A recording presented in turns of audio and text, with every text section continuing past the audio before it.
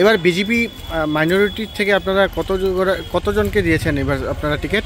আমরা তো বিনাকান্দি তো বিজেপি এজিপি অ্যালায়েন্স আছে, আর বিনাকান্দিতে আমরা 4টা জেলা পরিষদ সিট আছে, 2টা এজিপি আছে আর 2টা বিজেপি আছে।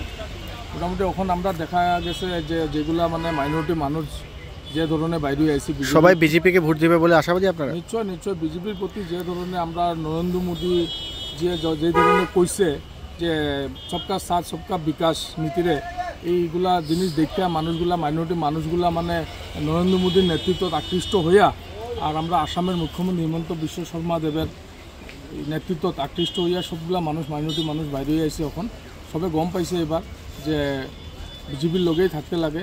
যে ধরনের আপনি দেখছেন এখানে আমরা নমিনেশন দিতে আইসে, যে ধরনের মাইনরিটি মানুষগুলো বাইরে আইসে, ডেভেলপমেন্টের উপরে কিছু কথা আছে। বিজেপি সরকারের দিনে যে ধরনের উন্নয়ন হয়েছে, এই উন্নয়ন দেখা সবগুলা মানুষ আকৃষ্ট হয়ে গেছে।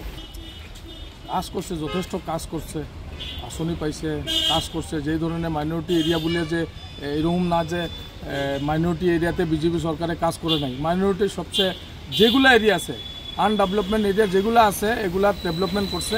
হুজাই জেলাতে আপনার প্রত্যেকটা সিটে জিতবেন বলে আশাবাদী? নিশ্চয় আশাবাদী। হুজাই প্রত্যেকটা জেলায় আমরা বিজেপি এজিপি অ্যালায়েন্স যেগুলো সিট আছে আমরা বাইরে